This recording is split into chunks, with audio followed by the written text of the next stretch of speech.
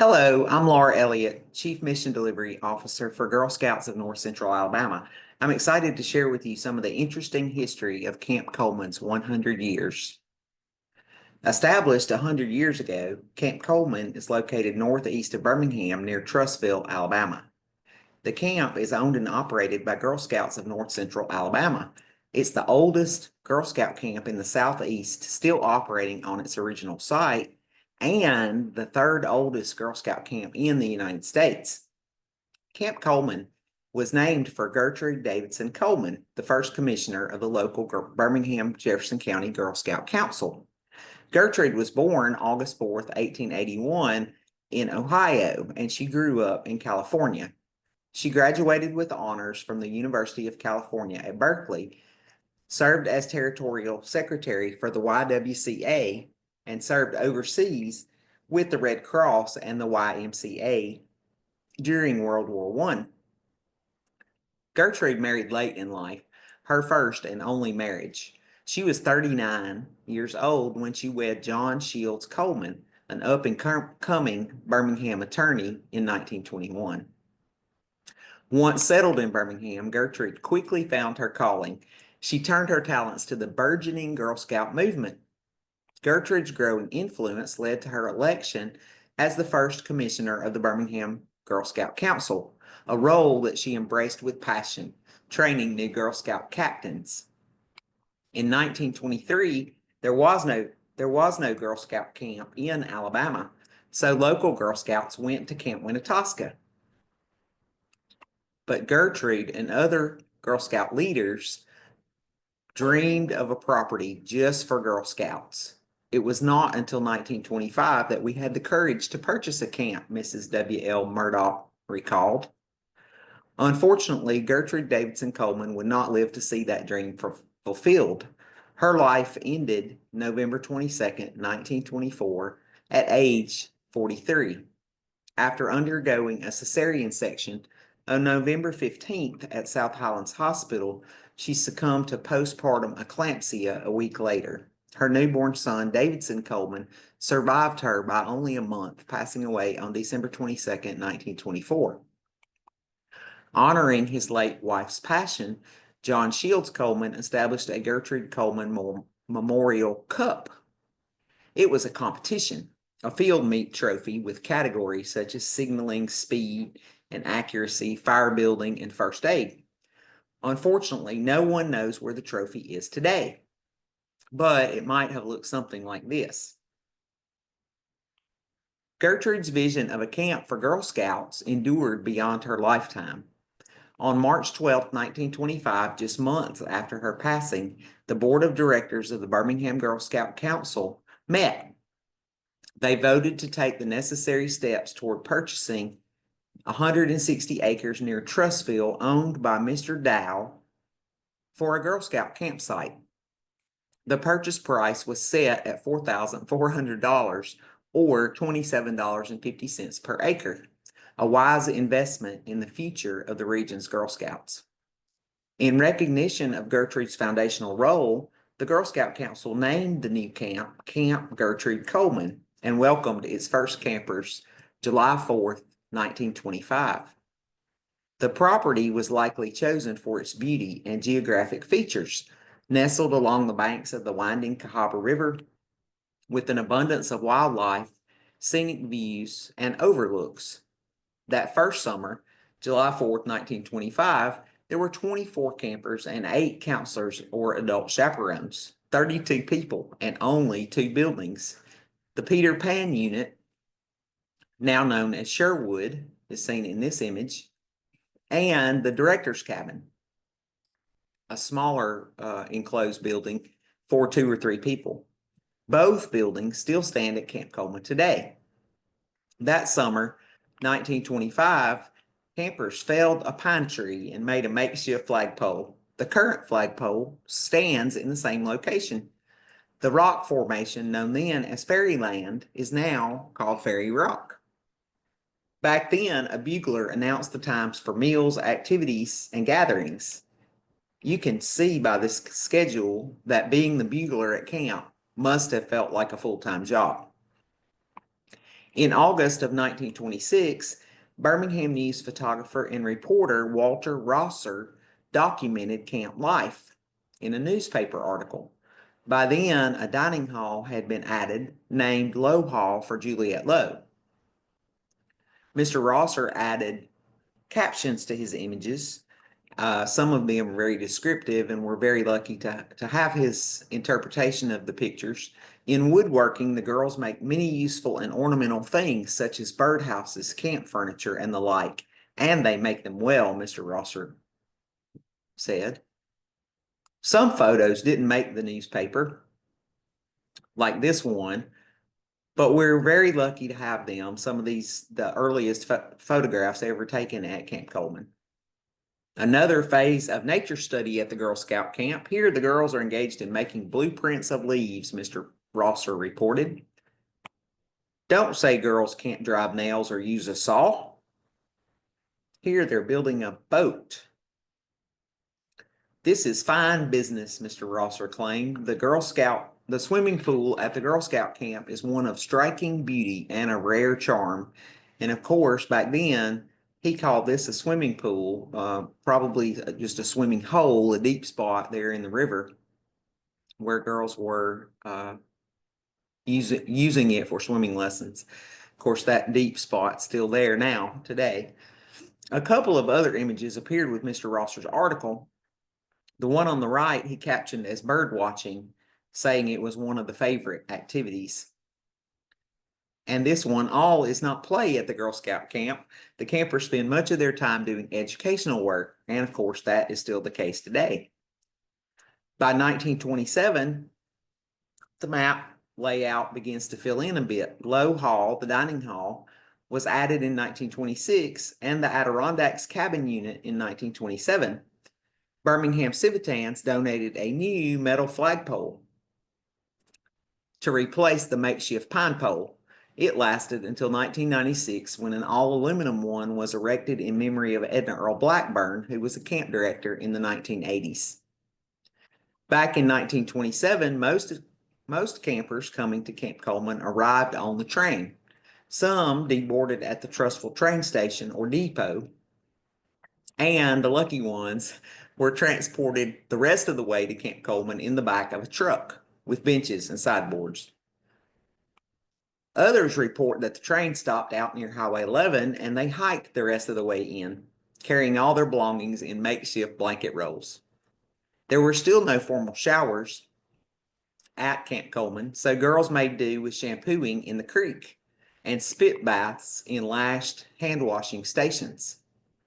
Originally built in 1934 as a guest cabin, office, and camp store, this building was restored in 2021 and is now called Outlook Inn. The Merry Men cabin unit was built in 1931.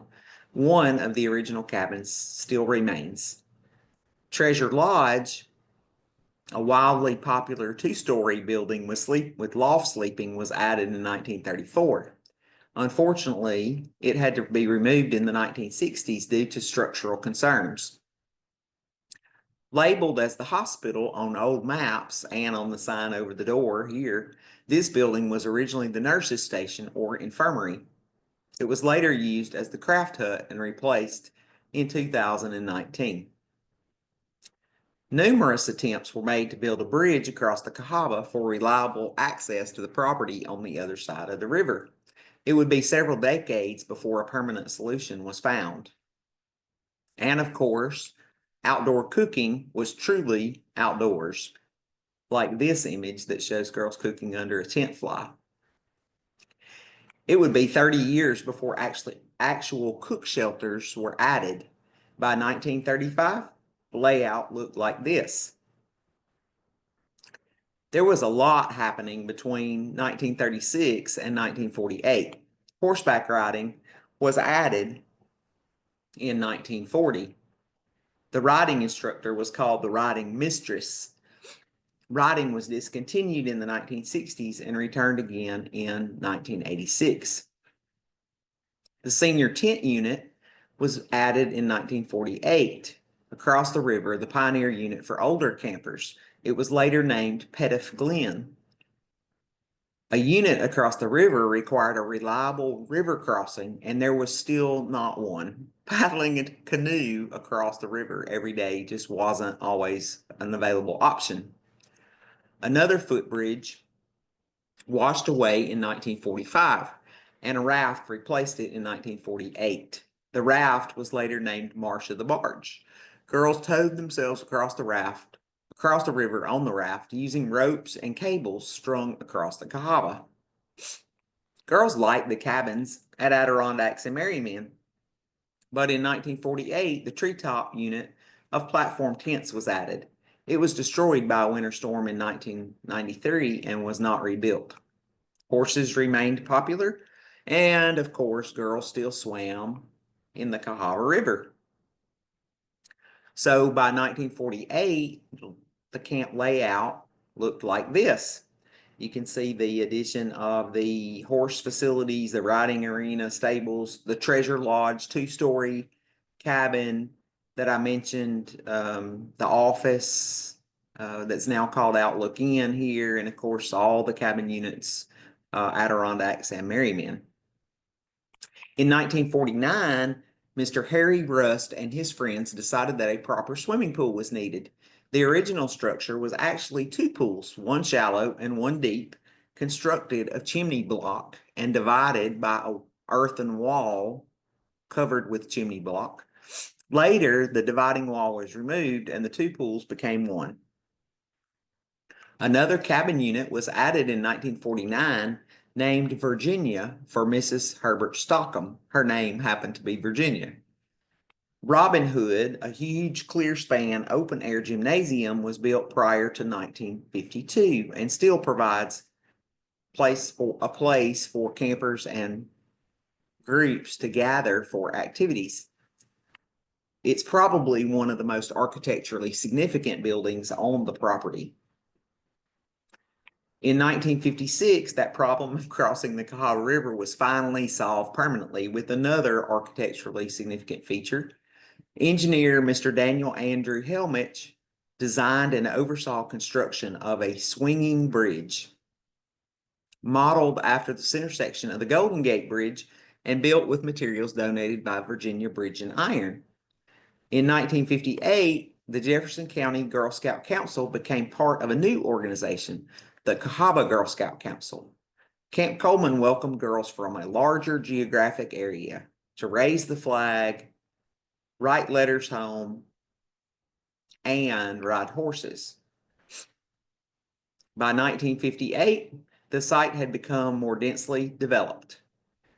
And you can see some of the newer structures here on this map, such as the two swimming pools there. Robin Hood, the large gymnasium, takes up has a large footprint on the property. Treasure Lodge still there, the horse riding facilities, and of course that treetop unit that had been added up on the side of the hill, and the Virginia cabin units, much more densely developed. Between 1959 and 1971, cookie proceeds resulted in a lot of new structures. The cookie program was very productive. Edna Earl Blackburn, the council's camp director and administrator, oversaw many improvements, including an all-season enclosed cabin called Pine Tree in 1968, a new swimming pool in 1971 to replace the chimney block one that had been built in 1949, and the construction of a brand new low hall, dining hall, and kitchen facility. The old screen building was replaced with a modern, fully equipped building in 1971 that sits on the same location as the original. Virginia, Adirondacks, and Merryman got proper cook shelters in 1962. A new bathhouse was built in 1966, and Friends of Girl Scouting constructed Memory Shelter in 1968.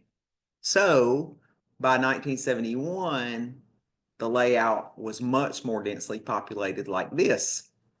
You can see the Memory Shelter, the new low hall, you can still see the cabin units there, and of course the flagpole in the same location. In more recent history, a new office called Central was built in the 1980s.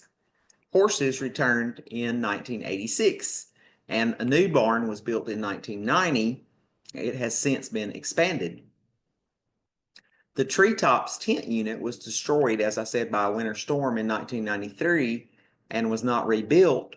It was replaced with dogwood, a cabin unit built in its place 1994 to 1996 from lumber milled right there on the property. The trading post, the old cook cabin, was relocated and renovated in 1995 to be used as the trading post and canteen. In 2007, 4 Girl Scout councils, including the Cahaba Council, merged, and those councils began to operate together. Those councils became Girl Scouts of North Central Alabama, which included the councils of North Alabama, Girl Scouts of Cotaquilla Council, and Girl Scouts of Tombigbee in 2007. Camp Coleman celebrated its 85th birthday in 2010 with a commemorative sketch released by Girl Scout member and artist Ruth Yarbrough. And another member drew a fantastic map depicting the layout in 2010. Camp Coleman was listed on the Alabama Register of Landmarks and Heritage in 2012. More recently, the 66-year-old swinging bridge, you can see that one of the earlier versions of the swinging bridge here, that swinging bridge was completely restored in 2022. Very much the same format, very much the same design, but all new materials, including new handrails, new supports, and new counterweights in 2022. The old entrance bridge at the front of the camp had to be closed in 2007. In 2022, a brand new one opened. And in 2024, Girl Scouts of North Central Alabama moved its council office onto the property, making the current layout look like this.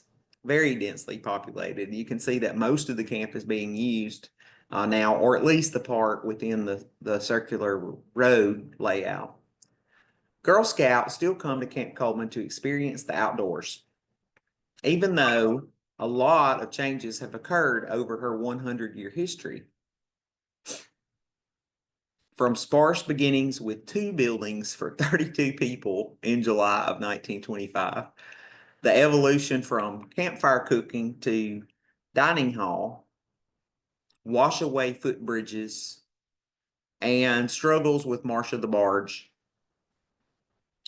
to an iconic swinging bridge, from latrines to flushies, a swimming hole to 2 chimney block pools, and eventually a real pool, and from screen huts to air conditioning. What would Gertrude think of her camp today? Did she know that girls would still come to Camp Coleman in 2025, 100 years later, cross the swinging bridge, paddle canoes in the Cahaba, ride horses, gather around the campfire, sing the Camp Coleman song, make s'mores, and build friendships? The Birmingham News reported in 1925, it seems that nature has specially designed this spot for such a camp, weaving such a subtle charm about it, creating an ideal environment. It seems not much has really changed since 1925.